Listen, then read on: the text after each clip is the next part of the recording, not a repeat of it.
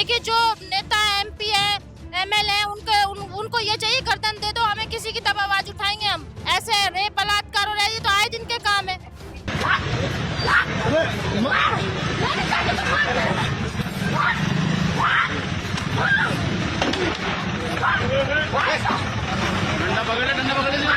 ये चोर हैं, चोर जो लोगों से हफ्ता वसूली करते हैं और जो नहीं देता उनको पटक पटक कर पीटते हैं। तुम हमको पैसा दो और किसी भी गर्दन लेकर के आओ, रोड पे लटका दो। समझ रहे हो आप? नमस्कार, मैं आरव सिंह और आप देख रहे हैं पॉलिटिकल पंचायत। देखिए, जयपुर में नगर निगम द्वारा कुछ दिन पहले कार्रवाई की जाती है और कार्रवाई करते दौरान एक महिला थी, सौम्या मीणा, जो कि अपना कैफे चलाती थी।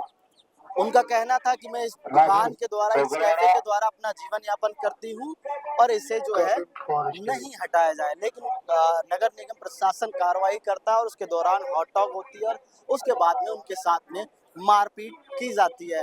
काफ़ी रिक्वेस्ट करती हैं लेकिन प्रशासन यही नहीं रुकता और उसके बाद में हाथापाई की नौबत आ जाती है। आप ये तस्वीरें देख रहे हैं, ये तस्वीरें उन्हीं की हैं। नगर निगम जयपुर के कर्मचारियों द्वारा हफ्ता वसूली महिलाओं पर अत्याचार करने वाले कर्मचारियों को निलंबित एवं बर्खास्त करो, ऐसे ही तस्वीरें आज शहीद स्मारक पोस्टर लगे हुए हैं और यहीं पर ये बैठी हुई हैं, विरोध प्रदर्शन कर रही हैं और विधानसभा घेराव की बात भी कह रही हैं। उनसे भी हम बातचीत करने की बात करेंगे। क्या आपके साथ में ऐसा क्या हुआ कि पुलिस प्रशासन को आपके साथ में हाथापाई करनी पड़ी? जयपुर नगर निगम कर्मचारियों को आपके साथ में हाथापाई करनी पड़ी? आप अपना रोजगार कर रहे थे, क्या ऐसी क्या? हम क्या धंधा करते हैं तो वो चाहते हैं हम चोरी करें। समझ रहे हो आप? अब सरकार बोलती है कि महिलाओं को व्यवसाय करना चाहिए, व्यवसाय नहीं करने देते, कहते हैं कि चोरी भी नहीं करने देते और सही काम भी नहीं करने देते। आखिर हम करें तो करें क्या? आप बताओ। सरकार तो कहती है कि महिलाओं को आगे बढ़ाया जाए, रोजगार, स्वयं रोजगार करने के लिए आगे बढ़ाया जाए, लोन भी दे रही है, आगे बढ़ाने की कोशिश भी कर रही है। फिर प्रशासन को आपके कैफे पर की कार्रवाई क्यों करनी पड़ी? इसलिए करनी पड़ रही कि क्योंकि ये सब एक जाल है, झूठा जाल इन्होंने फैला रखा है। महिला सुरक्षा की ये बात करते हैं, यहाँ तो सरकार के नुमाइंदे हमको पटक पटक कर पीट रहे हैं, उनको दिख नहीं रहा। सब जगह हमने इनको अवगत कराया कि हमारे साथ में ये हुआ है, तो उनको होश ही नहीं है। ये इनके लिए ये आम बात है, ऐसे पटक कर पीटना इनके लिए आम बात है। जब सर मुंडी अलग हो जाती है ना, तब जाकर के थोड़ा बहुत कुछ आवाज वगैरह उठाते हैं, नहीं तो यही हमारे हिंदुस्तान का कानून है कि कोई मरो गिरो कुछ भी हो, कोई फर्क नहीं पड़ता। और ये नुमाइंदे बिठा रखे हैं, ये चोर हैं, चोर जो लोगों से हफ्ता वसूली करते हैं और जो नहीं देता उनको पटक पटक कर पीटते हैं। नगर निगम प्रशासन कह रहा है कि कहीं ना कहीं आपकी दुकान जो है नगर निगम से अवैध रूप से आरोप लगा। देखिए 30,000 किराया है उसका और ये पर्सनली वो गया, सामान गया, उससे कोई मतलब नहीं है। ये इतने लोग बैठे हैं, इन सबको परेशान के कितनी एफआईआर दर्ज, हम उनके लिए बैठे हैं, अपने लिए नहीं बैठे। व्यक्ति विशेष की लड़ाई नहीं है, इसने बहुत आतंक फैला रखा है। आप मार्केट में जाओ और हाल पूछो उनके, तो ये मेरी लड़ाई नहीं है, सबकी लड़ाई है। यानी कि यूं कहें, जयपुर में नगर निगम प्रशासन कहीं ना कहीं जो रेडी ठेड़ी या फिर जिनकी दुकानें लगी हुई हैं उनको परेशान करते हैं, अवैध वसूली करते हैं। बिल्कुल, मतलब ये बोलते हैं कि तुम हमको पैसा दो और किसी भी गर्दन लेकर के आओ, रोड पे लटका दो। समझ रहे हो आप? मतलब ये काम करो, कुछ भी उनको काम करो, पैसा दो, और जो पैसा नहीं देता उसको पटक कर पीटते हैं। बात ये है।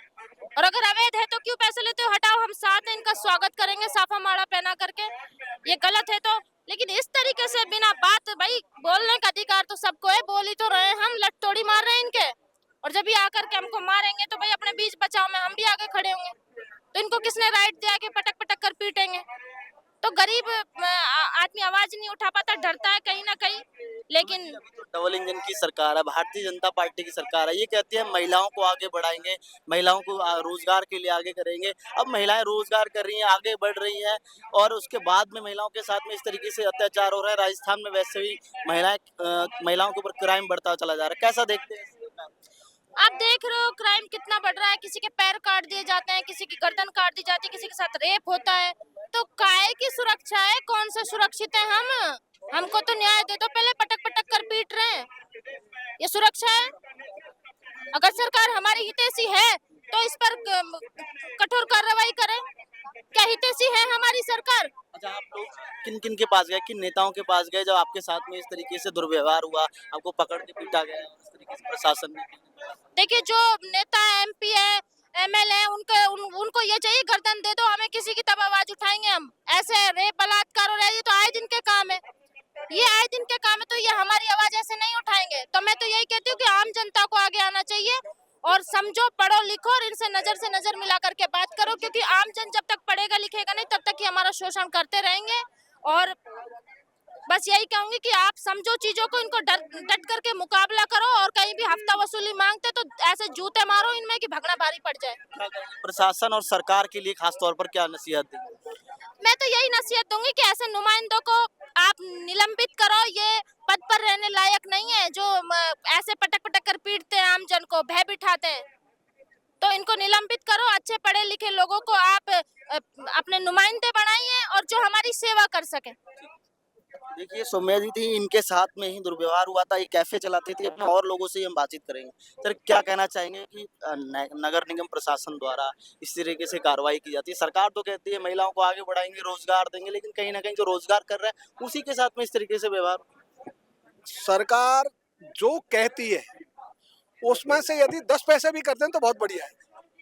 दिक्कत यह है सरकार की कथनी और करनी में रात और दिन का अंतर है। हाथी के दांत खाने के और दिखाने के और, यही व्यवहार सरकार का है। आप कोई भी यदि सौम्या अपने रोजगार के लिए कैफे खोल रही है तो यदि भाई कोई अवैध है तो आप उसे घोषित करो ना अवैध। और जयपुर में कितना अवैध है, ये आपका जो है पिक एंड चूज, जिससे आप नाराज हो उसके साथ मारपीट करोगे, धक्का मुक्की करोगे, अपमानित करोगे, और जिसमें प्रसन्न है वो कितना भी काम चला, ये क्या तरीका है?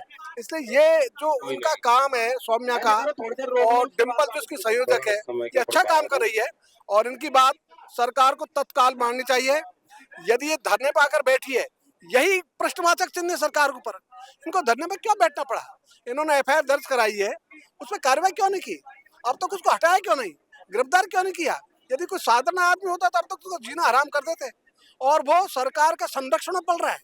तो सरकार का संरक्षण ऐसे लोगों को मिलना, ये सामंतशाही का सूचक है। ये राजाओं का राज जैसी बात है, ये कानून का राज तानाशाही कर रही है। निश्चित। ये तानाशाही कह लें इसको नादिरशाही कह लें, इसको दादागिरी कर लें, जो भी कहें, लेकिन ये कानून को कुचलने का काम सरकार ही कर रही है, जिसका काम कानून की पालना कराना है। वर्तमान में तो भारतीय जनता पार्टी की सरकार है, कहती है कि महिलाओं को उत्थान करेंगे, आगे बढ़ाएंगे और नारी शक्ति की बात करती है। यहाँ पर नारी शक्ति दिखाई नहीं देती सर। वो किस नारी शक्ति की बात करती है वो उसको स्पष्ट नहीं करते बेचारे। वो यदि वो स्पष्ट करते हैं तो पता लग जाए कि वो किन नारी शक्ति की बात करती है। ये नारी नहीं है क्या? जिसने अपना परिवार के पालन के लिए कैफे खोला, कोई अपराध कर दिया है क्या?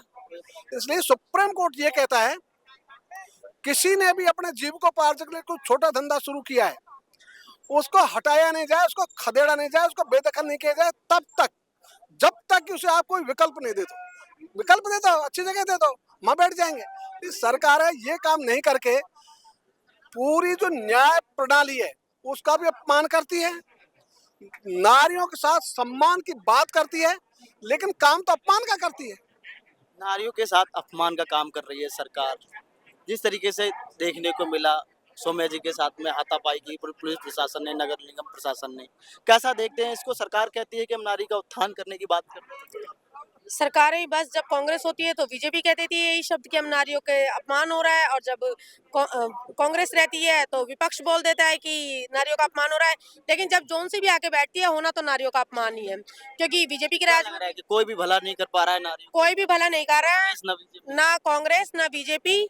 तो अब तो हमें ऐसा लगता है कि आम जनता को खुद को ही आगे आना पड़ेगा, और एक ऐसा वो है कि इन दोनों को ही धक्का देना पड़ेगा, क्योंकि 70 साल से तो हमें जिमा दिया इन्होंने बढ़िया से। ना ये नारी सम्मान कर पा रहे, ना ये आम जनता को कोई रोजगार दे पा रहे। ये सिर्फ बातें कर सकते हैं, ये सिर्फ विधानसभाओं के लिए, इनके लिए सब कुछ है, हम आम जनता के लिए बताओ क्या है? कह रहे हैं नारियों के लिए हम रोजगार की बात कर रहे हैं, लोन दे रहे हैं, तमाम वो सारी चीजें वो विकल्प ढूंढ करके ला रहे हैं। और वर्तमान में डबल इंजन की सरकार है, ये डबल इंजन की सरकार कह रही है खास तौर पर हम महिला सशक्तिकरण की बात कर रहे हैं। ये सब बातें हैं कभी इन पे मतलब उस पर वो नहीं करा गया है।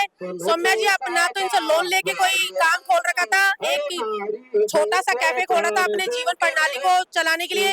इतने विकलांग है, ये महिला विकलांग है, इन्होंने सबने ठेले लगा रखे हैं, बेचारों ने कर रखा है काम, लेकिन सरकार इनको कुछ कर नहीं रही है, इनको दबा रही है, क्योंकि अगर हफ्ता देंगे तो दुकान चलेगी। सरकार जो भी कानून बनाती है वो सिर्फ अपनी जेब भरने के लिए बनाती है, ना कि किसी आम आदमी का भला करने के लिए बनाती है, चाहे वो नारी हो चाहे वो पुरुष हो। ये साफ तौर पर कहना है इनका कि कहीं ना कहीं सौम्या मीणा के साथ में जो हुआ, वो अपना कैफे चलाती थी और उसके बाद में जयपुर नगर निगम प्रशासन ने उनकी दुकान अवैध बता करके तोड़ी और उसके बाद में जब इन्होंने विरोध किया तो इनके साथ में हाथापाई की। ये कहीं ना कहीं गलत है। सरकार बात करती है, नारे उठाने की बात करती है, हमारे प्रशासन की बात करती है, ये कहीं ना कहीं गलत है। और आज संयुक्त मार्ग पर बैठे हैं, विरोध प्रदर्शन कर रहे हैं। कैमरामैन राकेश गुप्ता के साथ भारत से पंचायत जयपुर।